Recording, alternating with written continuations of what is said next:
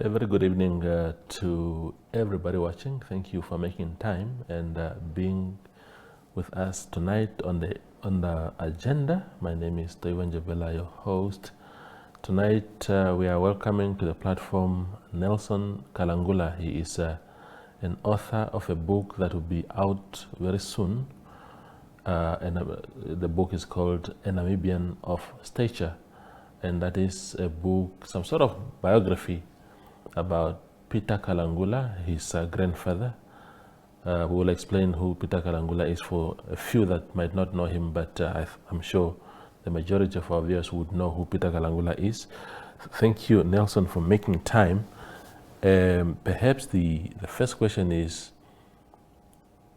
what prompted you to write a book about your grandfather, who was a very active man in the Anglican Church, who was a revered politician, passed away, I think, 2008. May his soul rest in peace. But there ought to be some compelling reasons why we decided to give the other side of the story about your grandfather. Thank you very much, Mr. Njabela. Toivo, really, I have to appreciate you for inviting me to this platform. Yeah.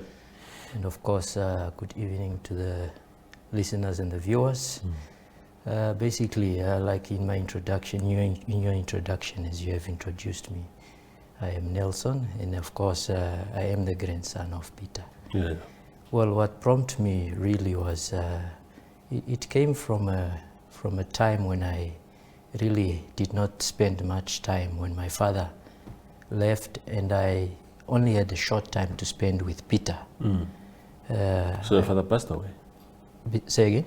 You're saying you didn't spend enough time with your father? With my father. Okay, Yeah, he passed away? Or he passed away okay. in 2003, and then of course subsequently I had Peter to look for as a father figure. Yeah.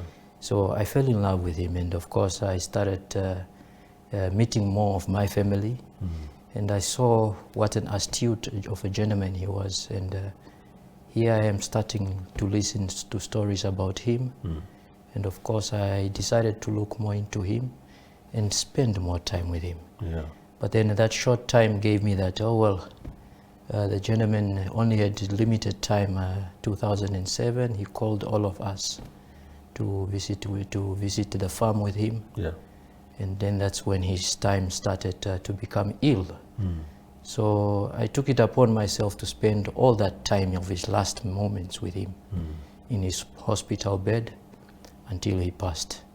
So I've decided, and after that a thought came to mind that, this is a figure that we need to write a book about. And I remember immediately after the funeral, I brought this idea to my aunt, and we deliberated about it because I could see many contents. He had a very big library. Yeah.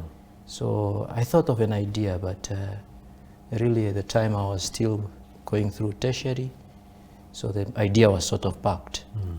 Only up until when I went to visit his very close friend, who was a deputy commissioner in the 60s, so to say 50s, 60s, who was sent by the South African government at the time. He stays in Durban. I went to visit him at the time I was graduating and of course doing my aviation subjects. And he told me that, look, Nelson, I have given this script to the family, and with expectation that maybe an article or so would be written. You might not visit me in Durban, and next time I might not be around. I give it to you once more, see what you can make use of it. Okay. I got to that script, I packed it for a year myself. And then after a year, I started reading it, and then that's how I came to see all the contents. And it sort of brought back the idea that I had thought when he passed. And then I started thinking, well, let me dig into it and see how I can add flesh to this script. And that's how I came about and so forth. Well, it has been a very long road, and of course, we are here now, and we want to get it done and get the book out. Interesting story within it, and definitely we want the public, the country to hear about it, Yeah. Africa to hear about it, and the world at large. Absolutely. Yes. So you are calling your grandfather a Namibian of stature. You know him better than most of us. Right. The growing up, a lot of us who grew up in the 80s and 90s, Peter Kalangula, when you hear Peter Kalangula at the time, you know, you get chills because he was described and seen as a collaborator with the South African regime. He was, of course, a very active politician of the DTA of the time. And so when you say stature, there are those who say, but what stature? What do you say to that? Well, the definition of stature really falls in many brackets, if one may.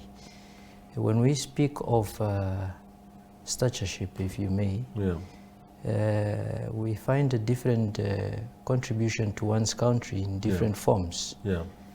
Well, some might say he was a collaborator, some might say he sold the country, some might say he fought on the wrong side. Well, really, everyone is entitled to their opinion. Well, what I bring forward here is a story that many people of an angle that they never thought of him to be as such.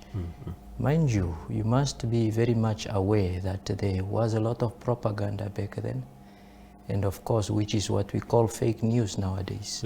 It's sort of a political play in its own rights, you know. So what happened, if we have to look at the apartheid era, we must not only focus on the apartheid era, we must rewind steps back into the genocide, how it all started in 1884. Some settlers came before that, but they did not make or create as much hype as the ones that came in 1884. At the time when the Berlin Conference was happening, of course, where they divided part of Africa. That's when they started dividing our Ubuntu-ship. And of course, we went astray as Africans. And of course, if we narrow it down to Namibia, many kingdoms were separated. Like for instance, the Kwanyama kingdom was cut by the borders that were drawn in 1884. Many of them remained in Angola and some of them remained in Namibia. Now, if we look onwards up until the South African took over from 1915 onwards, after the League of Nations decision, of course, as we know, we have to look at it how further they kept dividing our people. Then it became a thing of tribes. Now, what we have to distinguish here is the fact that we were divided for a mere fact and a mere reason to disallow the unity, to avoid getting our independence. Now, the stature that comes with Peter Kalangula, or that came with him, is a fact that he chose to remain in the country. He was a man of a religion. He never wanted to resort to war. He always believed that you going to the bush to fight, it's best and better to get an education. Because want or not, or eventually, the independence will be negotiated, whether you go to war or so. So he chose to be part and parcel of the government that was set up. And of course, being part and parcel of a government, you would have to fight internally. You have people that fight internally, you have people that fight externally. Now, some chose the route of fighting externally, and some chose the route that Peter did. Now, but can you fight, Nelson, can you fight the very government that you are serving? You can. How can I serve in the SWAPO government and I'm fighting the SWAPO government? Because what is likely to happen is that I can only serve in that government, especially at that senior level, not some clerical position, but really as a minister or as an MP in parliament, if I align with the vision of that government. And people would argue that in this case, our independence, there could only have been two sides. Either you are fighting for the attainment of independence, or against it. The government of the day, that time, fought against SWAPO's pursuit of independence. Right. And that is the government in which Peter Kalangula served. In what way would you say that he was fighting for independence? Well, look, this is exactly what we have been taught all along. We have, and it's biting us to date, we have servants that forgot what serving is.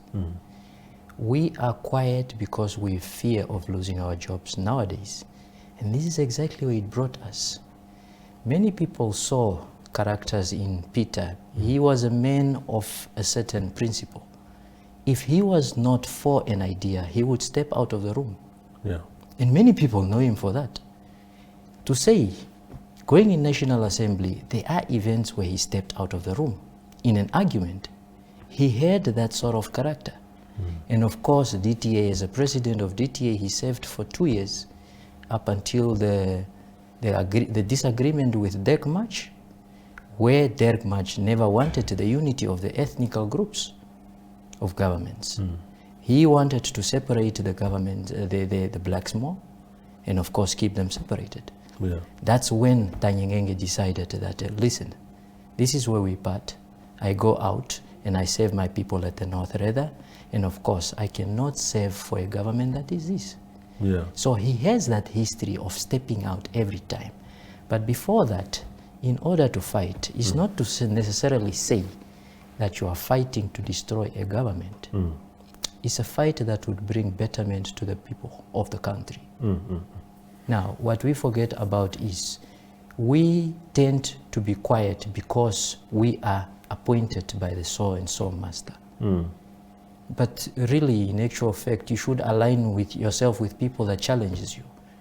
Now, picture yourself, what country would it have been if they would have included the different likened minds, like Peter Kalangula, for instance?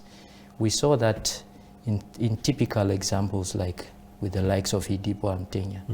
When they disagreed, of course, they get to be spitted out. Now, it is not right to be associated with people that only want you to keep saying yes to them. It never builds. I hear you. But if somebody says that Peter Kalangula was a collaborator, you who are a grandson and have known him for long and you have perused so many materials about him, was he a collaborator or not? Well, to an extent, he needed to collaborate for the benefit of the government, but not to work against his people. Remember, there were acts that needed to be amended that he was fighting against. And as a legislator, he did fight against those. We speak of the proclamation of AG 8. He fought heavily against that. And of course, he was fought against that. He brought about many changes, such as to replace Afrikaans with English in the North, with success. He was fought against that as well. So, at the time also, he fought to bring up a committee when he left the DTA.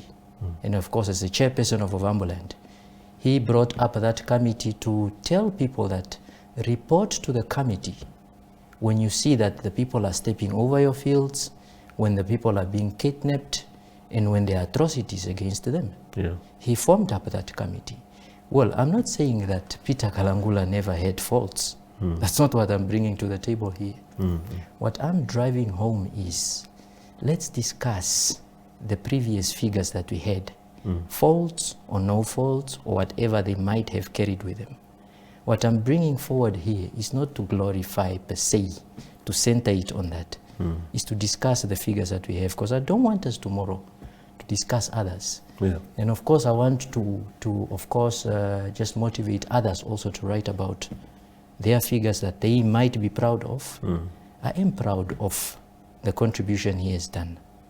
Yes. So you are proud of Peter Kalangula's legacy. There's a clip that I want to play. I hope my producer will be able to give us sound so that you can also hear. It's an interview of Peter Kalangula from 1981. If SWAPO receives active military and terroristic aid from the Cubans or the East Germans or the Russians directly, would you need South African help in order to resist them? I think to that question, I would like to say that any government plus South Africa would be asked to come and defend our borders. I mean, should they would be willing to come. That was Peter Kalangula's interview in the USA in 1981, July 1981. Now, in that interview, he was being asked whether if SWAPO was attacking from Angola or wherever they were at the time, whether Peter Kalangula would use, I mean, he was president of DTA at the time, Right. whether he would reach out to South Africa, the South African apartheid regime, to come and defend and fight against SWAPO in that moment. Right.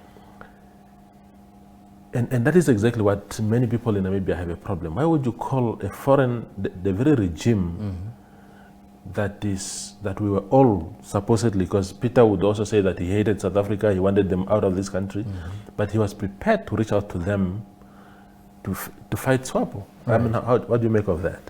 Well, when we speak of Peter Kalangula, we speak of different stages. I had watched the interview, and of course I'm aware of that interview.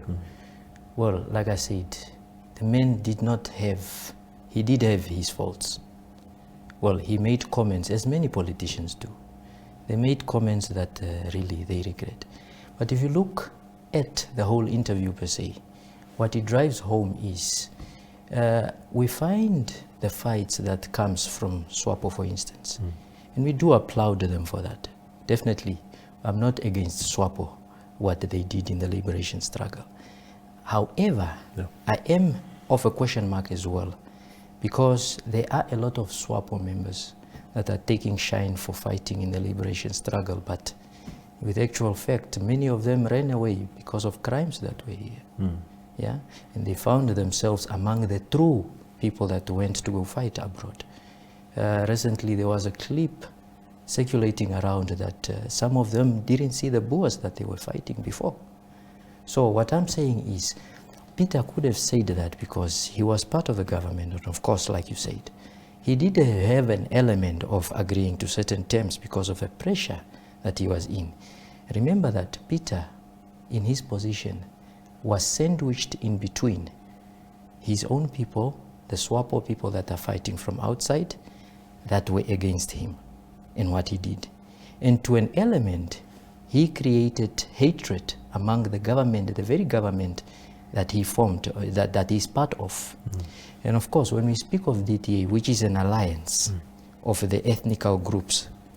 Now, when we speak of DTA, Peter really did not collaborate to a larger extent with him up to a point. He had to draw his line and say, look, this is as far as it goes. Yeah, it goes to an extent where you couldn't really tell who was attacking him and who was for him, because he was receiving attack from both sides. And that's why I kept saying he was a man in between, as a pacifist as he was. Yeah. Right. We go for a quick break and then return with Nelson Kalangula. Neo Paints has established a 67-year Namibian legacy, creating personalized paint solutions that blend quality and innovation for the Namibian people.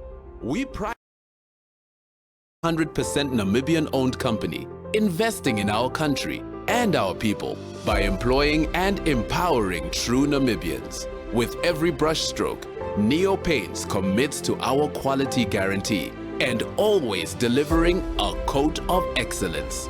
At Neo Paints, we always stay true to our country.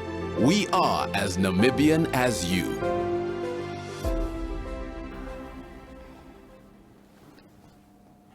We continue the agenda with Nelson Kalangula. Now, Nelson, the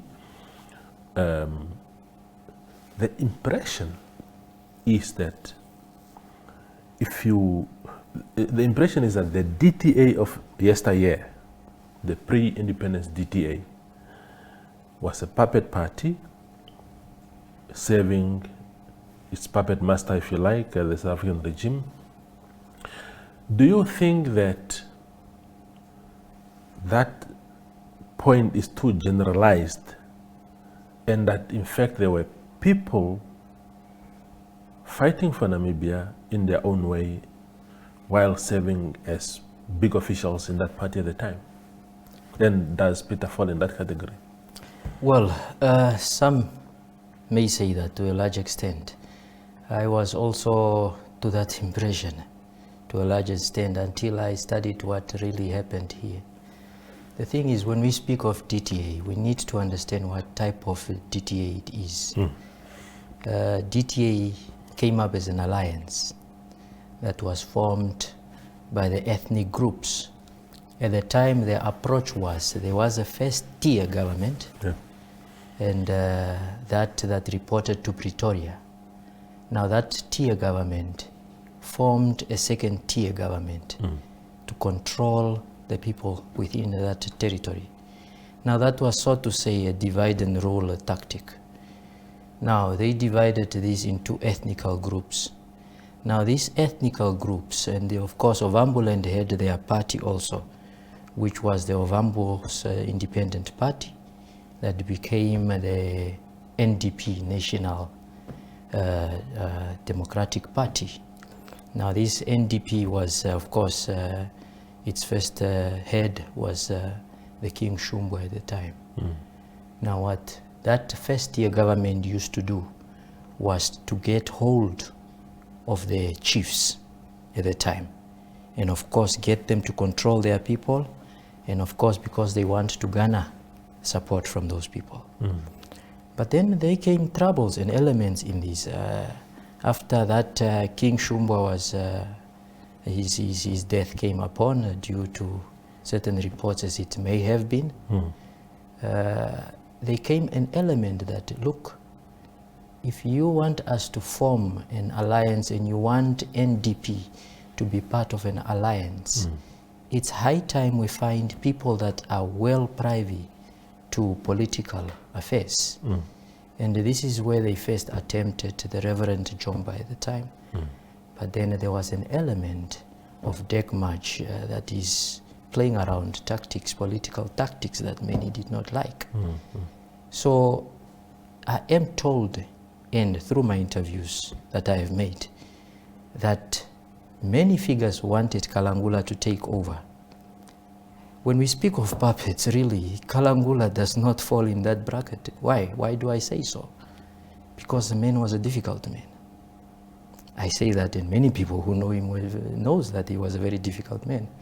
His second, his Oshiwambo traditional name is Tanyengenge, meaning that they can't control me. You know very well of the likes of what the Oshiwambo name does to us. Yeah. Now they decided that they need to elect figures like Tanyengenge to be able to be uncontrolled by the likes of March. And this is how it built up. And of course, being Tanyengenge as it may, he did not spend much time in DTA. Now, to get to your answer of the DTA. Now, the DTA itself, it reported definitely to the first-tier government, but up to an extent that certain figures, that an element, senior officers, if you may, office bearers, did not agree to the principles. Because we must not forget what politics is. Yeah? We had people here in the country that were playing that part of politics, and they were the politicians of the day. Now, Peter was among those that were never in agreement up until that whole time he served as president from 1981 to 1982 when he resigned. And that's when he decided to distance himself and, of course, form his own party, Christian Democratic Alliance. And he blatantly told them clearly that I choose to represent my people in the north. It's better here. Because forget about whatever had happened. I've made miscalculations, but I do not agree with your policies, especially with the politics that you are playing within the party, because I want unity for our people. And if you are not willing to accept that, we will not form part of the DTA government. Yeah. Right. There was an election, I think, there was a 1978 election. Right.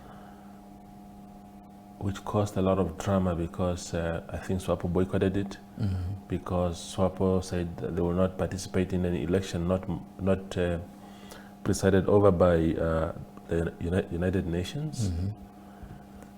But other parties felt that the United Nations was biased towards SWAPO, having recognized it as a sole representative of the Namibian people at the time in that struggle.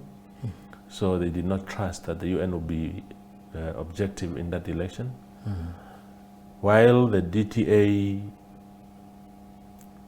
I mean, I think the election ended up being monitored by South Africa. Right. And SWAPO said, no, we will not also participate in an election presided by a government that is actually collaborating with DTA in Namibia. So the result never stood in the end. But there's a script from the Washington Post, February 1982. Right. This reporter, Alistair Sparks, says it is now in reference to your grandfather having split from DTA to form the Christian Party. As a member of the Ovambo tribe, which make up 46% of the population of Namibia, Kalangula represented South Africa's best hope of finding a candidate who could provide a serious challenge in any future elections to the nationalist guerrilla movement SWAPO. In other words, in Peter Kalangula, South Africa saw its best person, some would say puppet, All right. who would, because he comes from the majority tribe, and SWAPO being a predominantly Vambu party also at the time, and even perhaps today, you needed a Vambu to counter this Vambu organization. Right. And Peter Kalangula, in South Africa's eyes, was that man. So again, people will say exactly that he was a lapdog of the South African regime. They wanted to use him to counter the Soviet ideologies of SWAPO. Right. What do you say? Well, that I would understand is not Peter's words, right? Yeah, no, it's not. It's, Right. it's a reporter. It's a writing. report. Yes. Right. It is normal for any government that would want to keep in control, Yeah. to keep a watchful eye of the leader that is most preferred by its people. Yeah. At the time, SWAPO was in the bush, of course, fighting along with its fighting unit as known as Plan. They were in the bush fighting. Now, remember that this was a government that considered SWAPO and the Plan as terrorists because they were government. And of course, any government that would find people fighting against them would consider them as terrorists. That is normal to say. Now, what the Ovambo people saw in Peter is hope of protection. When we speak of the war that was taking place in Namibia, we need to be frank here and straight that many people that were affected were the people in the north. And that's where Peter was. He suffered many assassination attempts, and there were a lot of confusions not knowing where it was coming from. Yeah. Now, there were many pulls in from the government at the time that wanted to really negotiate with Peter. Yeah. And like I emphasized, Peter was a very difficult man. He's been summoned to South Africa countless times, but he comes back adamant, and of course stating clearly that I fight for my people, and if my people's conditions are not met, then it should not. He is quoted in the local newspapers at the time saying that, why do you not want to assist our people at the north? They suffer the most from the war. You people there, apartheid is not affecting the likes of Windhoek as much. We understand that there was separation of the Katuturas and have you and the different locations. But to that effect, it was not as heavy fire as it was in the fire on the other side to the north. Because mind you, the war was in Angola, right? Where, of course, Cuito Carnival started happening there shortly after. Yeah. But remember, the overflow of that war came to Namibia and in respect of the North. And that's where the problem was. Now, really, in all honesty, Kalangula would have been seen as the best hope by the whites, of course, because he's been there. But did he accept to that? I don't think he did, because he kept adamant and he kept with the CDA, his party. And I need to remind you that the CDA, many members of the CDA that were loyal to Kalangula at the time, because he was the leader, were members that overflew, and of course overflew to SWAPO after independence. Now, what should that tell you? Of course, certain people only want where the shine is, but they are not willing to withstand the fire. What we are saying now, that many leaders that want to take advantage of a certain country would look for the shining star. We look at examples like France, you see the coups taking place. They look for a leader that is most popular. We have the similar situation here. Some are saying we are being controlled by China. Some are saying we are being controlled by the US to an extent through the aids and so forth. So it really plays differently in different type of eras. It's all about how you make it and how it is presented by the media. But if in all effect, if there is a rising star, he will be targeted and he will be approached by many. But it doesn't mean that it's full stop, he's fully collaborating. Peter was people-centered, he saved his people. There was no event in the North that took place and Peter didn't give an ox or something, or some certain materials to build. If Peter was not in the North would have looked like Angola after war. It would have been bombed time to time. I feel he was a protector of the North, and the North owes it to him for the way it looks up to now. Okay. There's another clip again from that same interview of 1981 that we are going to play.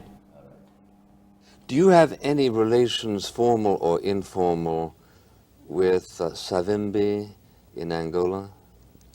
The relationship we have with Savimbi is that now in Novemberland, where I came from, many of my people, my own people, live on the other side of the border, and all these people support Savimbi. Now, in this particular clip again from the same interview in 1981, Peter Kalangula was asked whether he would collaborate, his relationship with Jonas Savimbi of UNITA at the time. Again, I think UNITA gets judged in the same way that DTA gets judged here. Exactly. It is seen as a brutal organization, a killer organization, and here is your grandfather saying they had a good relationship, cordial relationship, if you like, with Jonas Savimbi. What do you say to that? What would have been the context of that relationship? Well, when we speak of UNITA and Savimbi, we really have to see how many people he had relationships with. SWAPO themselves had a relationship with Savimbi. We don't speak about that. We only speak about the after effect.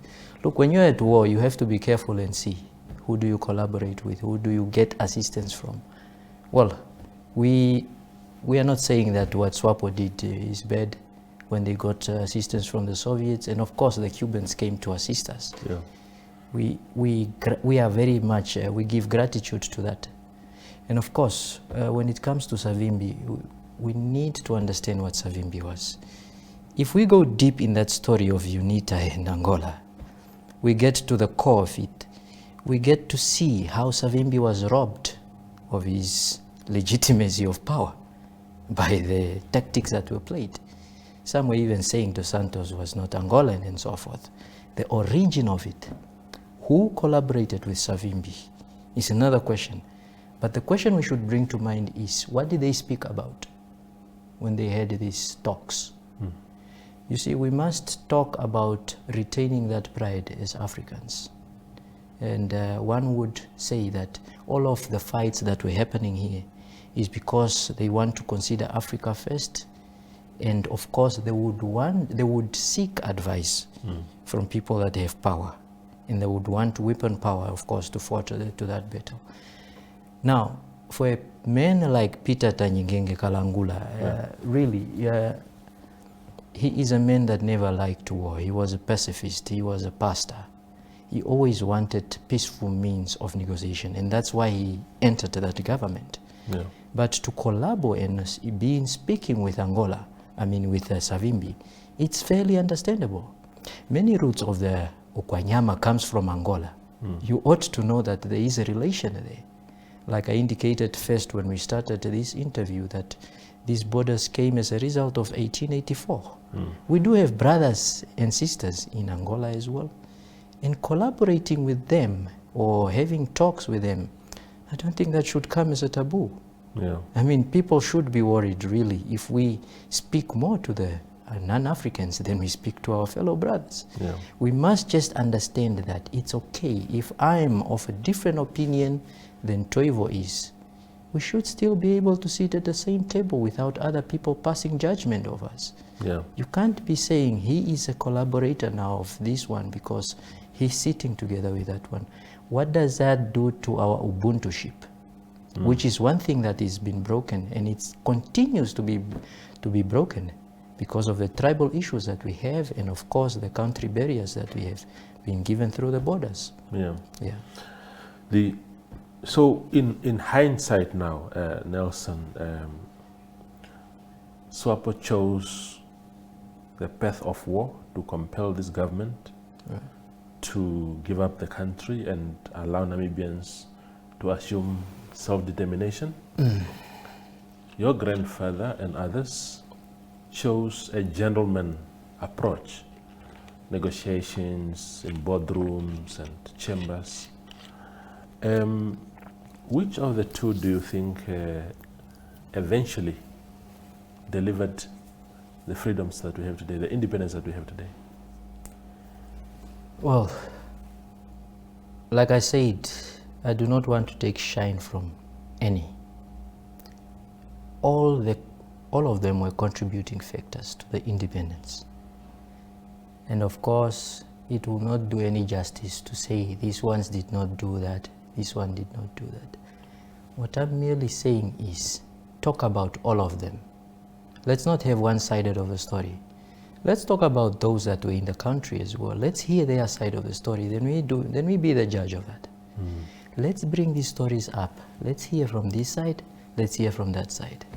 All these brothers' aim was independence. No one would want to be colonized. Yeah, no one, whether you are inside or outside, no one would want that. And of course, if we have to dwell into that answer, of course, just to answer you straight, if you have to look at the tactic, you are aware of the Trojan horse strategy. Most of them, of the likes of Kalangula, were of that type. There is a strategy called the Trojan horse, meaning that you bring an element inside a kingdom, you let it pack, and no one knows what's inside that certain structure. This is kind of like what happened in the Battle of Troy. Now, when they least expect it, that's when it explodes from inside. Now, when you fight from outside, it's a little bit too much of an obvious situation. Now, the fight from outside expedited the independence. But mind you, the independence was already in negotiation in the 70s. Was it delayed? It was. By who? By the first-tier government, the apartheid government at the time. So, the element of the fights that these oaks had, the Tanyengenge them and the likes, they had an uphill battle just to negotiate that independence. But even though from outside, as expedited as it was, there was still an element of negotiation in the end. So whether or not you use both strategies, the pressure will still be felt, and at the end of the day, you still have to negotiate for that independence. So would you do that with casualty, or would you do that with a less casualty? So that leaves to an element to see which one is better, which is, you can use a bit of both. I'm a soldier. I am for fighting for your country in whatever means. But we need to understand that certain elements really come to an aid whatever way you have fought for your country. I hear you. Yes. We go for the last break and then come and finish off this conversation with Nelson Kalangula.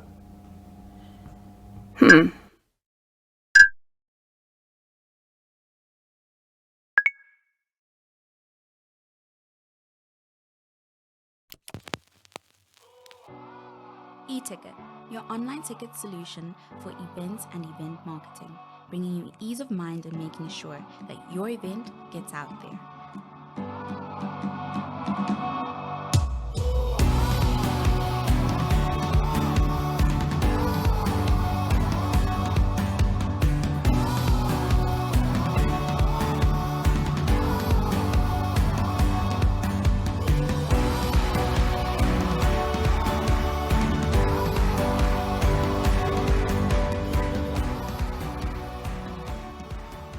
For more information, contact events@nhh.com.na.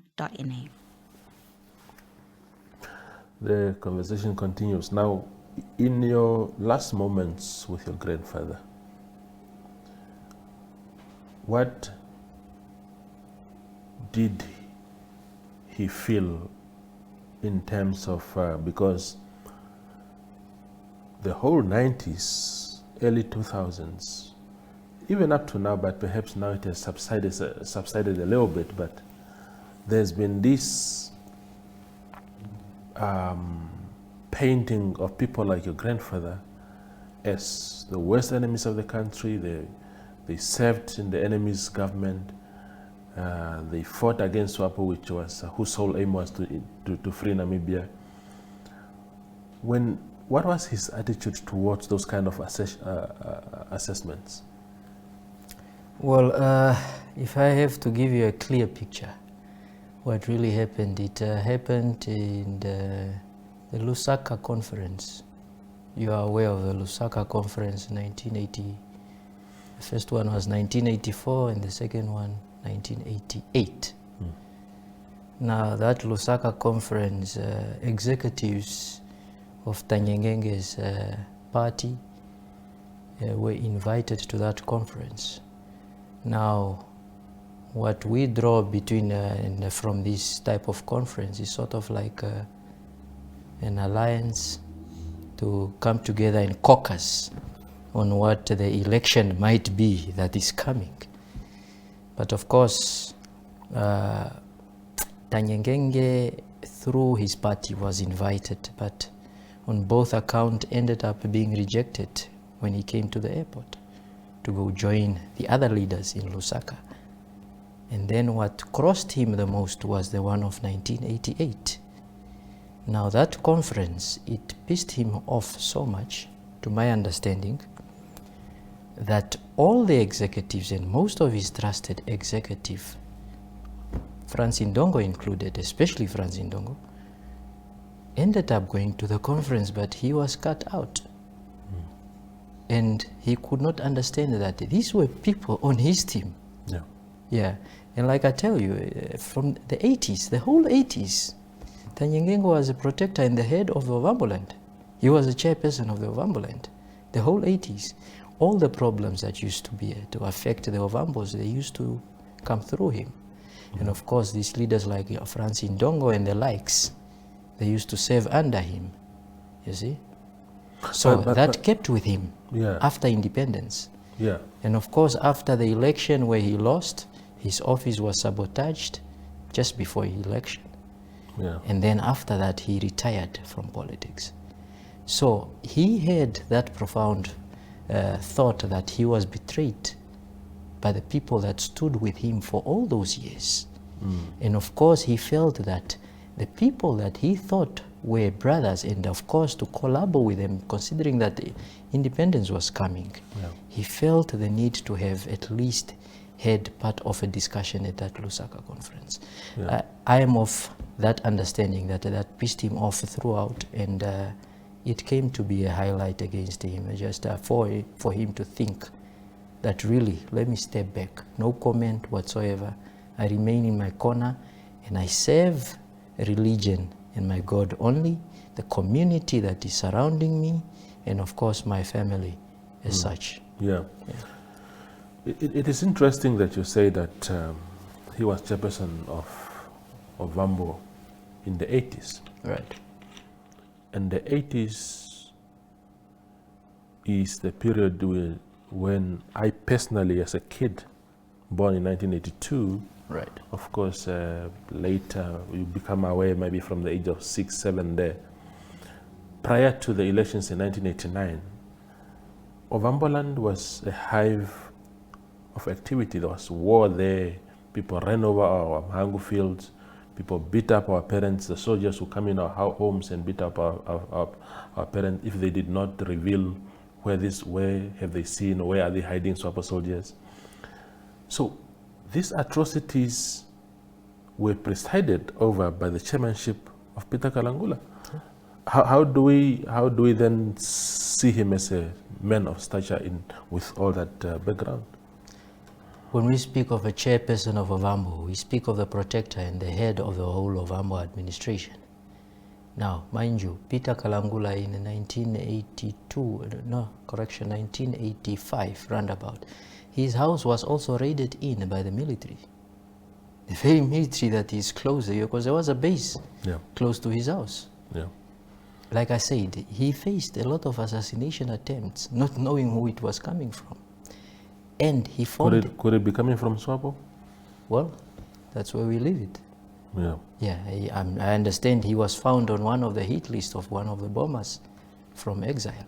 In this interview, he said his own brother was killed in a bomb attack. Who killed his brother? What does the family know about that? That's where it gets interesting, Toivo. Because when you are a man in the middle, everyone is pointing at you with their rifle. You don't know who the shot is coming from if it hits you. And that's where it becomes problematic. But this guy, despite that, he never kept quiet, he kept vocal. And say, well, look, could it be coming from these guys? Could it be coming from my fellow brothers there? Not so sure. There was even an assassination attempt where a bomb was found on his path of the road, and it was reported in the Namibian. Yeah, he said that he does not suspect that it's SWAPO. So he had that element to say that it could have been from that angle, because he would often criticize what they were doing. And of course, the committee that he had brought up when he, as a chairperson of the Ovambo, he brought up a committee to report that if there is any atrocity in your direction, report it to this committee and we take action. Kalangula used to stand and go protect the people. People are not talking, but many people would attest what Kalangula did to them, for them in the time of war, in the time in the 80s.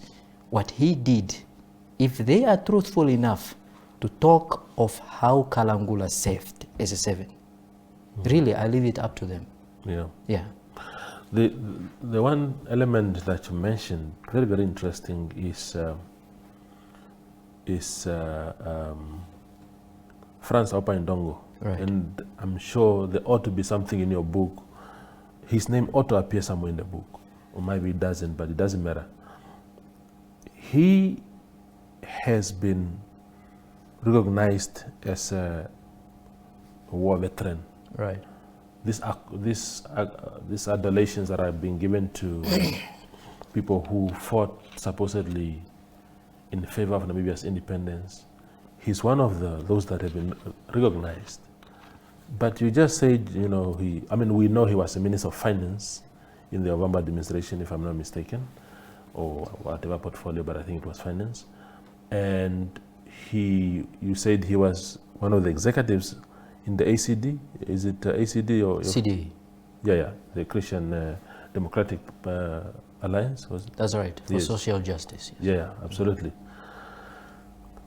People see your grandfather as not a hero, Right. in favor of independence. Right. Franz Ndongo is a hero for independence. Right. How do you unpack that scenario? First, we reach to such when we don't document stories. Let's learn to speak the truth and highlight what happened. We can't be speaking in, certain ways to be pleased by the government. Otherwise, we'll end up clapping hands and there's no development. We don't learn from the past if we continue that way. Ndongo, 1975, he was already a Minister of Economic Affairs at the time. And in the 70s, late 70s, he was already declared a millionaire, according to some reports. So we need to distinguish here. He was already a big head in politics. And of course, they do not speak much about that. Yeah? So we need to see who he worked against. And this is what pissed Tanyengenge off, that there are a lot of people that I worked with. And of course, I come with what I come with. But why do they have to choose the others and they're supposed to be? What I have done was just to do the best for my people. In whatever circumstances I might have done that. Let it be looked upon as I did. He is no lesser than what the others did and whatsoever. The battle should be about ideology here. What can we learn from each other at a table? Like I said, we can't continue glorifying each statements that the leader is making. We need to challenge the leader more often. Absolutely. And say, look, Chief, you are wrong in this instance. And if you continue this path, we are going in the dark hole. Yeah. Yeah, and that's what Tanyengenge was about. But of course, there are many others that followed. Many of them do not even proclaim themselves. But if people start talking, really, they would know who was part of CDA, they would know who was part of the Ovambo administration, and who reported to Peter Kalangula. And if they know the truth, they would speak the truth of what Peter Kalangula was all about. Yeah. And this is what I'm bringing forward. But of course, like I have to say, it's not about glorifying per se. Is to give that motivation to our people that, look, let's talk about our people. Yeah. Those that made Namibia what it is today, because of their most contributing factors, whatever negative, positive, or whatever we may judge them to be. Yeah. Let's document it. Let's learn from history. Because Absolutely. hiding it does not do us any justice. Yeah. My last question to you then, Nelson, is about the book. Right.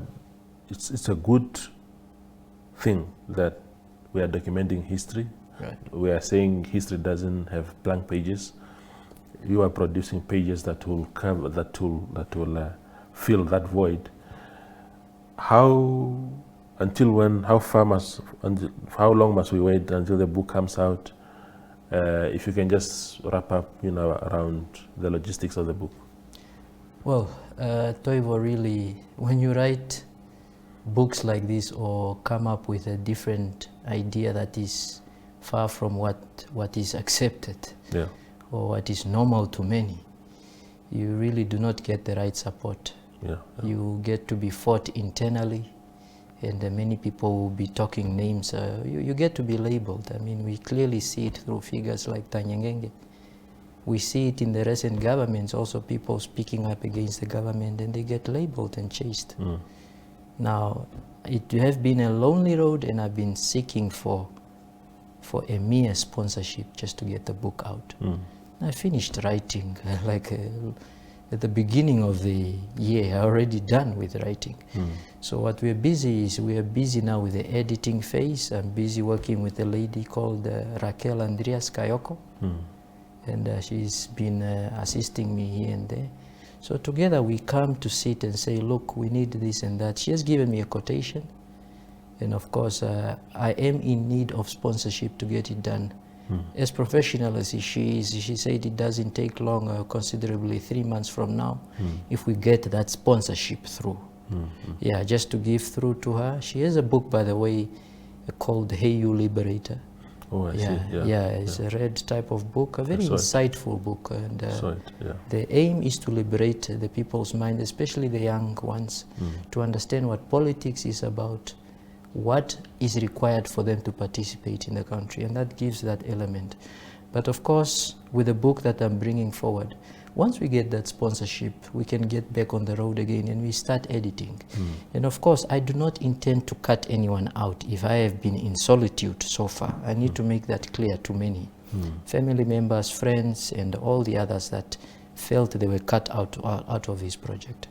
It was sort of, in a way, an element to protect the project itself, because as Africans, and of course the tribes we come from, we have a way of procrastinating and of course discouraging certain ideas such as this, because it's not our culture to bring forward. Yeah. We feel that we are exposing our people. Yeah. But we must understand that these figures belonged to the state, to the people, then they belonged to the family. Absolutely. So we're doing justice, and of course, if I get that sponsorship, definitely we're looking into 3 months' time. Yeah. So we promise, of course, the year is ending now. We promise most probably to release it by the beginning of next year. Okay. Yes. I'm proud of you for 2 reasons, Nelson. First, because you came to this platform and admitted where your grandfather might have missed the point. Right. You're defending his legacy, but not without also admitting, not without admitting that he might have also done better in certain circumstances. So that is very brave of you. But secondly, I'm proud of you because you were my junior in high school, Right. Gabriel Tapapi High School. Yes. You were my junior there, so to see my my schoolmates and everybody, you know, coming to this level now, authoring books and whatnot, it really says a lot about our school and our past. So thank you very much for making time, really. Thank you so much, Toigo. Yeah. Always a pleasure. Wonderful. All right. That's Nelson Kalangula. He is the grandson of former of Peter Kalangula, that man who led DTA at some stage, and also a very revered bishop of the Anglican Church in the north those days. Thank you for watching.